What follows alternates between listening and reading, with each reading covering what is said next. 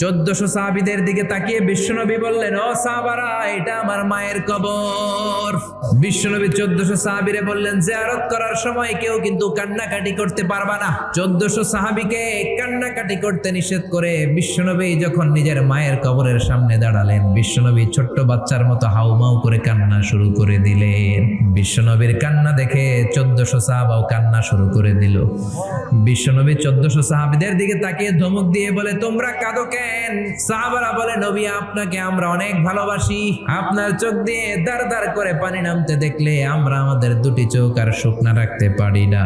বিশ্বনবী মায়ের আদর পায় নাই, কিন্তু মায়ের কবরের সামনে দাঁড়িয়ে ছোট্ট বাচ্চার মতো কেঁদেছে। মা বাবা আপনার সবচেয়ে বড় পীর, মা বাবা আপনার সবচেয়ে বড় দামি জিনিস।